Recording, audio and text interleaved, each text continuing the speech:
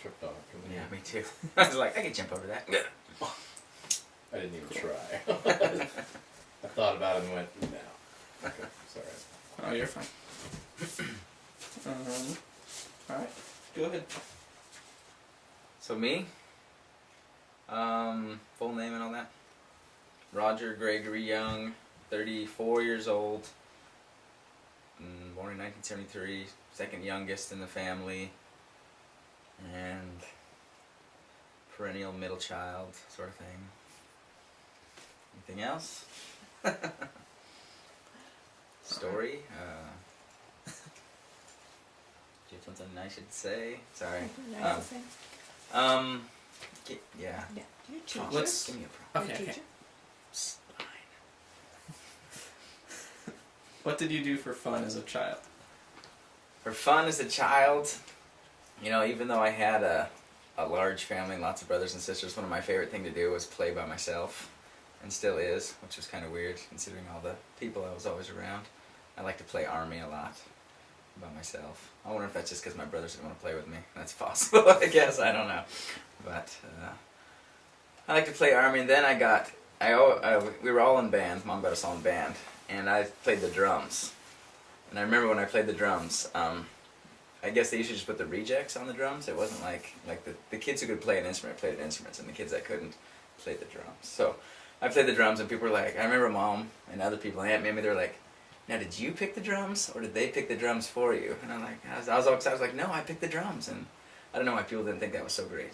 And when I got my first few drums, Dad worked a job or something and got some drums for me. And I set them up in our upstairs room, kind of like this room actually. And I started playing them, and I started noticing the neighbors were like, oh, you're the one that must be playing the drums, huh? That sounds good there. And it wasn't long after that I got moved to my basement bedroom where I stayed for the rest of my time at Mom's home. So that's what I did for fun. Anything else I did for fun? I got the drums at a music store. You're talking about the ones that Oh, were yeah, Tiger and then- Stripes? Yeah. Those are Then you got me a girls. nicer set, Yeah. because I was playing those red ones. Yeah, that's right. They were junky, and you got me that nice set, and then I moved to the basement. And then after I had drums, I started a band too, so I spent most of my life playing rock and roll music, and which is great, because I have some partial hearing loss, and my wife is a quiet talker.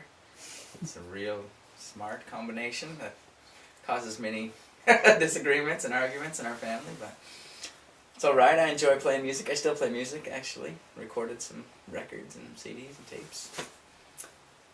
You ever make any money in that route? Yeah, I made some money, but I spent a lot more than I made, you know. Like, you make a little here, but you spend twice as much over there. But, you know, you try not to think about how much you spent on your equipment and stuff. And so, I guess you could say I was a professional musician. I was paid to do my craft, but, yeah, not enough to pay the bills, so. What's... Okay. Tell me about one of the happiest days of your life. You have any? That's when you're supposed to know yourself, huh?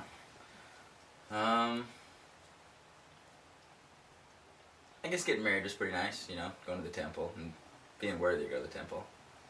That's not always something that came easy to me, like other people, my family, so it was nice to go to the temple and know you're worthy and have all your family there and everything. That was pretty special.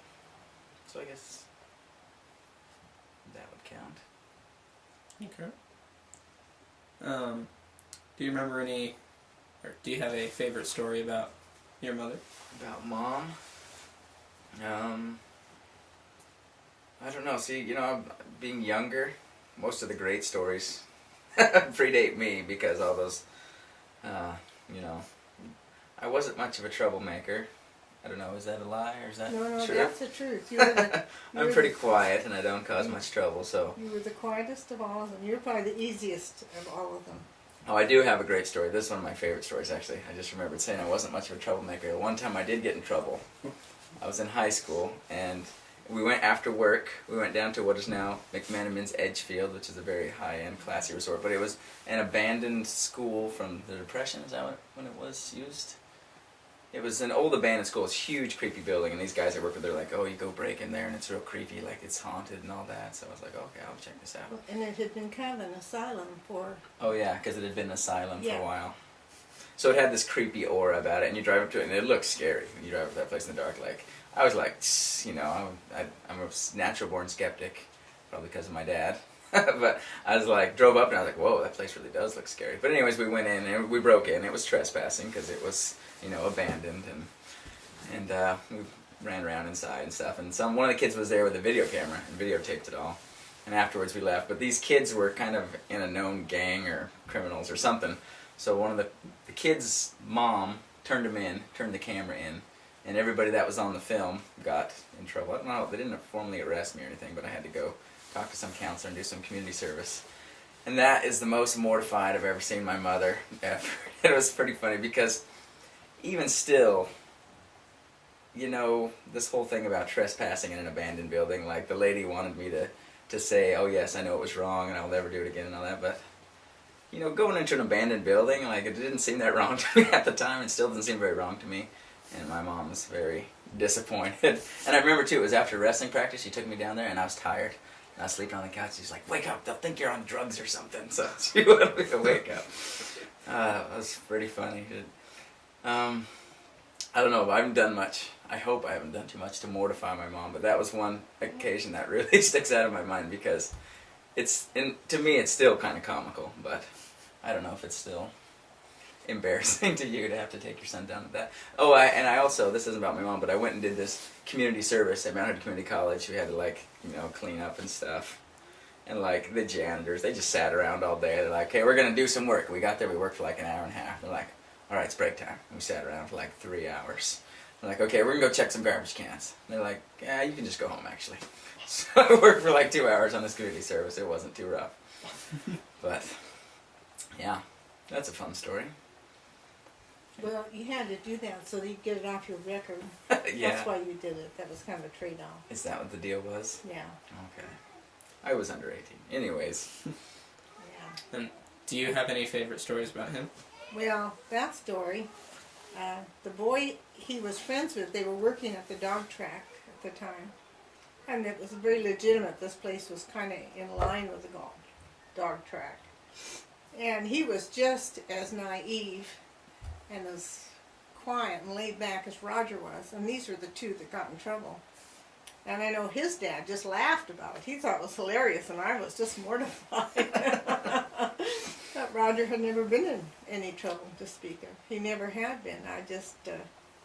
He was very easy to raise. I'm trying to think of any really good stories about you. There's got to be some. Yeah. There do have to be some. I'll think of it and I'll interrupt later. Okay. What are some family traditions you remember? Oh, big ones. Christmas. You know, opening a present on Christmas Eve. That was pretty fun.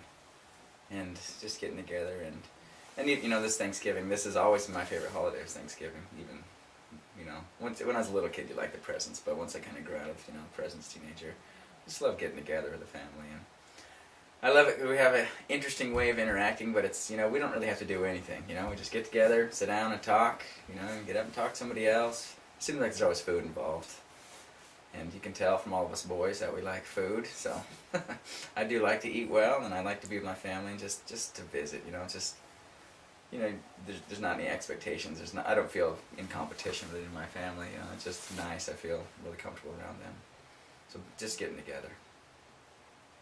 I do know one thing about Roger. He always had a little girl taking care of him at school. Do you remember that? Yeah. Put on his coat, zip up his coat. Tie my shoes. Yeah, and he never learned to tie his shoes. And so he did. He always could find some little girl that would just love to mother a little boy, and he had it all through school. And it's not that I didn't know how to tie my shoes, I just didn't care to tie my shoes. And I still today don't care to tie my shoes. These are actually still tied because we played football this morning, and I had to tie them really tight so they wouldn't fall off. If they were to come untied, I wouldn't retie them. So that's the kind of person I am. Lazy, I guess, or No, I've put a better word on it. It's not lazy. It's laid back. laid back is a nice way to Yeah. put it. What's that word for not really caring much about anything? Apathetic. Apathetic, yeah. Self-contained. Self-content. That's another nice way to put it, but I see myself as very apathetic.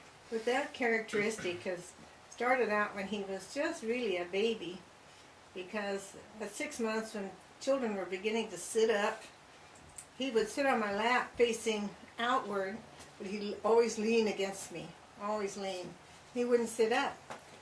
At 8 months, 9 months, he still wasn't sitting up, and I thought there was really must be something terribly wrong with his back. Took him to the doctor. They checked him out, and well, there's nothing wrong with him. Well, at 10 months, he sat up. And between 10 and 11 months, he sat up, he crawled, he walked. And so he walked right on the nose, right on the button, like all the other kids had at 11 months. The other boys had. It's just amazing. And all his life, he always gets it done. He always does things, but he does it at a different time scale. He does it when he decides to. And he's still that way. And that's what he's laughing. He says lazy, but no, he does it when he gets ready to. I call it deadline oriented. When there's a deadline, then I can meet that deadline, but Yeah. when it's some future date, then there's probably not much chance I'll get it done. Yeah. Unless my wife's there. A steak knife or something. Egging me on. But you're a good cook. I like to cook now. I think that's another thing about me is I'm kind of, there's probably a lot of bad ways you could say it, but I have a short attention span, but I like to pick up a lot of different hobbies. Like I find a new thing and I'm into that thing. Like I was making root beer, making homemade pop. That was cool. And then I just stopped doing it. Then I was making t-shirts, silk screening t-shirts, then with this music and recording, and then I got some PA stuff for DJing, and then I got into cooking, then I got into building, built my own kitchen cabinets, then I did my siding, and now I'm doing a garden. I never gardened before, so I'm gardening at school. So I just But he attention coaches span. and teaches middle school. I coach and teach, right? But I lose interest easily in things and move on to something else. So, good or bad, I guess. That's Roger. Yeah. I don't know if it's good or bad, but that's me. That's the truth. Has the way you were raised influenced your parenting? Yeah. I don't know. I'm a little more uptight of a parent than I would like to be. I don't know why that is. I don't know if that comes from being a junior high teacher or from my upbringing, but I have really, high expectations. I want my daughter to be perfect. And I think I definitely felt that, growing up, that where we lived, it wasn't a bad neighborhood, but there's kind of all sorts of kids, characters, and like some better than others, but Mom was like, we're not like those people, we are something else. Like, I never really realized that we were poor till I was pretty old, like a teenager, just because, it's in your mind. We didn't act like that. We didn't act like we're poor. We didn't take handouts. We didn't, we worked hard and we were respectful, and so yeah, so that affects a lot. That's what I want my children to have, hopefully. But we're not nearly as poor. I'm not nearly as poor now as I used to be. So that's another great story. I remember that being the youngest, I didn't see as much of the poor days, the poverty days. One of the youngest memories I had is I remember at school, my mom mentioned it once that we were eligible for free hot lunch. You could get free hot lunch, and hot lunch seems so cool when you're little. You're like, I always got to bring these, cheese sandwiches, or we'd have peanut butter and jelly, or tuna fish, or cheese sandwiches. And I always wanted to have hot lunch. And then another thing I noticed, as my older brothers moved out of the house and they would come back to visit, especially Lauren, he's good on raiding the fridge. He'd come back, and Ted too, and they'd be like, sugar cereal? You guys got sugar cereal? I'm like, we never got sugar cereal. What is this? And they'd be like, what, there's Twinkies. There's Twinkies in here. Like, we never had Twinkies. So I guess maybe I didn't experience so much of the poverty as everybody else did, but that's a good thing about being the youngest. If you're our second youngest, maybe you get ignored a little bit, but at least to make up it with some good stuff. We also got a Nintendo too. Do you remember you bought that Nintendo? And yeah, that was pretty cool. So, and the Atari. I remember too how I always thought Mom liked me best, because when we got the Atari, we had that was a really thoughtful thing about my mom too. Is when we were talking about when the Atari came out, you know, like the Wii of today or whatever, it was like the biggest thing, and we, you know, me and Lauren would talk a lot about it. Like, oh, wouldn't it be cool if you got like Atari cartridges in your stockings, and we got it in a big box, and we always talk about it. And our mom overheard us, and she put Atari cartridges in my stocking. She put a Pac-Man in there, and like at the time, you know, you look at it like, oh, that's pretty cool. But I think about it like, man, that's pretty thoughtful for a parent, you know, to be able to hear that and remember that, and to do that for me. So that's pretty special. I try to do that, you know. I try to be special like that to my wife and my daughter. I try to remember little things so I can make holidays and birthdays and stuff special for them. And then you gave me a game too. You let me pick out a game for my birthday, and I remember when I was being a pill or throwing a fit or something that my big brothers wanted to play, and I was like, no, that's my game, and I took it and I hid it from them. And there, yeah, giving me a hard time. River Raid. I remember that. You weren't there though. My brothers were there. You were probably there. Yeah. Is there anything else you want to say, or any stories that come to mind while you were talking? I remember another story too. Just shows how loyal my mom is. My dad, like he'd gotten lost in the wilderness when we were young and probably almost died and all that, and miraculously came out hundreds of miles away from where he came from. But he had this crackpot idea. He was going to go look for these waterfalls in a place where there was no trails, and I don't know why he got this in his head, but he was going to do it. And my mom said, you know, you go with him. You make sure he doesn't get lost in the wilderness again. And I was a teenager, you know, like 14, 15 or something. Back when it was real important to, you know, go to dances and do stuff with your friends. You know, maybe I was even 16, 14, 15, 16. And like, that was just crazy. We were like just walking in nowhere. Like, there's no trails or anything. I don't know what he was thinking, but we ended up walking across a creek and all that.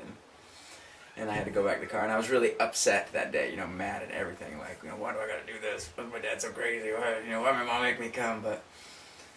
But now I look back and I think that's really, you know, that shows some love and loyalty. But my mom really loved my dad.